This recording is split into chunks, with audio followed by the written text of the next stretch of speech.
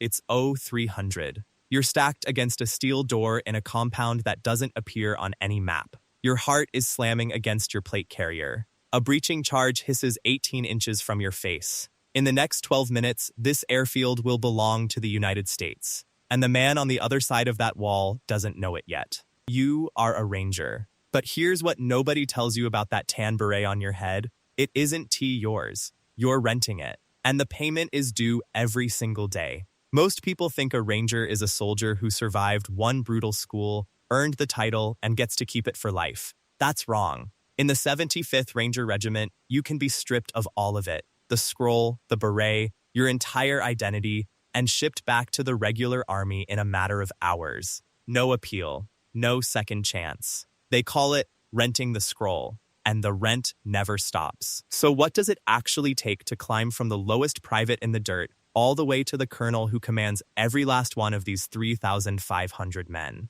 What does each rung of that ladder feel like? The pay, the power, the fear, the one moment that defines you. Today, you're going to live it. Every single rank of the 75th Ranger Regiment, from the freezing mud of selection to the summit of command. And by the end, you'll understand exactly why these are the most relentlessly tested warriors on the planet. Let's start where everyone starts, with nothing. Selection before you can be anything in this regiment, you have to survive the filter. And the filter is designed to break you. RASP 1U volunteered for this. Maybe you signed an Option 40 contract the day you enlisted. Maybe you got picked out of infantry training. Either way, you've already cleared basic, AIT, and airborne school, and none of it prepared you for this. It's week 1 at Cole Range. It's pitch black, it's freezing, and you're crawling through mud dragging a simulated casualty while cadres scream corrective drills over the sound of simulated artillery. Your body is begging you to raise your hand and quit.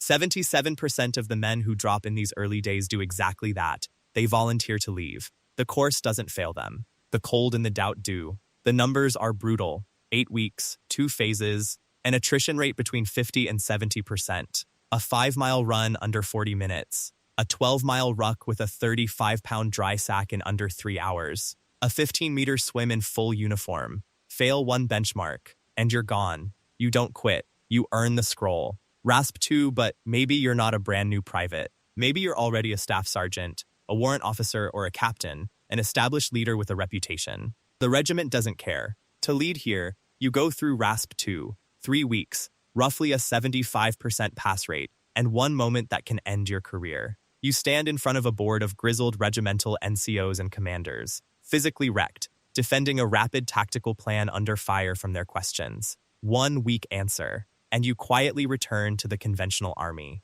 The pressure isn't just physical anymore. Your reputation is on the line. Ranger School, and then there's Ranger School, the 61-day leadership gauntlet that combat arms leaders must pass. 3 phases: Darby, Mountain, and the swamps of Florida. You're leading a platoon ambush on 4 hours of sleep and single-digit calories a day. By week 3, you're hallucinating. You're wade walking through waist-deep black water, dragging your weapon, fighting the primal urge to just lie down. 50 to 60% don't make it. You finish. Because you refuse to be the one who didn't. Now you've earned your place. Let's climb. Private you are the disciplined, physically elite muscle of the combat element. You have zero authority. Your world is weapons maintenance, PT, rehearsals, and answering to your team leader. The moment that defines you, you're stacked outside that heavy security door in total silence, night vision down, waiting for the breach. You make $24,000 to $27,000 a year, you're under 12 months in service, and you live under 100% supervision. One small mistake, and the letters RFS, relieved for standards, end everything. Private First Class A year in, you're battle-tested and learning the heavy stuff. You're dragging a 20-pound Carl Gustaf recoilless rifle up a rocky ridge under machine gun fire, loading an 84mm round, and leveling an enemy bunker 400 meters out. You're starting to feel real operational confidence, tempered by the cold truth of the human wood chipper culture. 28 to 30,000 a year. Nothing is guaranteed. Specialist now, you're a skilled technical expert. No command headaches, just lethal precision. You run the MK-46 or MK-48 light machine guns, laying down suppressive fire so the maneuver team can advance. You face the sham shield dilemma, chase pure combat skill, or take on the burden of leadership? 31 to 36,000 a year. Specialist is the most common rank in the entire Army. Corporal, same pay grade, completely different life. You're the junior-most ENCO now, responsible for the appearance, training, and discipline of soldiers beneath you. The defining moment, mid-airfield seizure, your team leader's radio dies. You step up, organize a security wedge, and direct fire on a counterattacking vehicle. You went from one of the guys to the man enforcing the standard, and you got zero extra pay to do it. Sergeant, this is where plans become close quarters violence. You command a 4-man fire team. You're tabbed, you've passed RASP 2, and you carry a dual-channel radio, G-piece, and an IR laser. Under zero illumination, you mark an enemy position with your laser for your automatic rifleman while coordinating a flank. 3 Rangers' lives hang on your calls. 34 to 48,000 a year. The mistakes of your privates land on you. Staff Sergeant, you command a 9-man squad, 2 fire teams plus you. You orchestrate a support by fire position with MK-48s on a dominant ridge, shifting fires smoothly as the assault element breaches the main compound.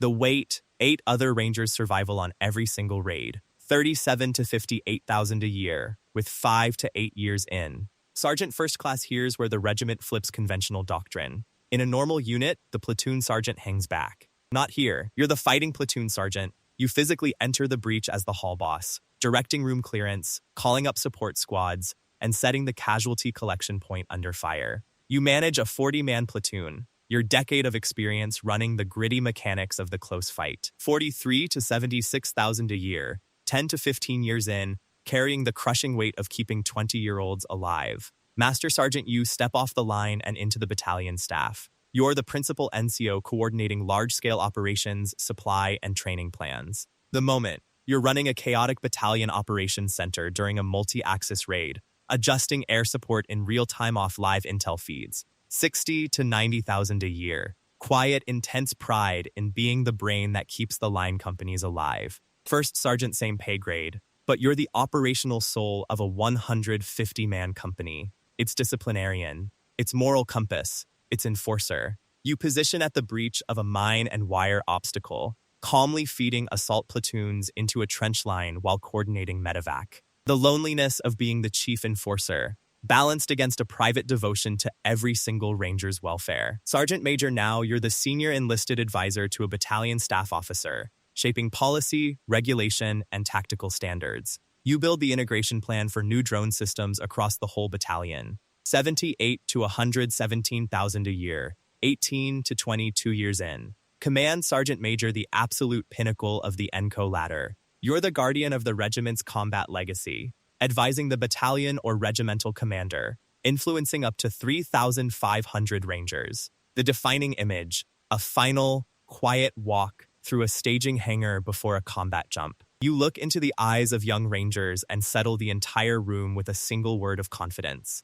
20 plus years in, and the silent grief of carrying the memory of every Ranger you've lost. Warrant Officer, there's a whole other track most people forget. You started as a senior NCO, then became a hyper-specialized technical master in targeting, intelligence, signals, or logistics. You passed RASP 2 like everyone else. The moment, as a signal warrant officer, you override enemy electromagnetic interference to re-establish secure comms in the middle of a deep penetration raid. The invisible save that keeps the whole operation alive. You operate under big boy rules, where performance is measured in pure technical perfection. Pay runs from 46 to 132,000 a year across the W1 to W5 grades. You bridge the gap between officer and enlisted, and you answer to neither. Second Lieutenant, you're commissioned, tabbed, RASP 2 qualified, and you're still the least experienced person in every room. Line platoons are almost never handed to you here. Instead, you manage logistics or fire support, running a forward refueling point in the desert so soft aircraft never wait.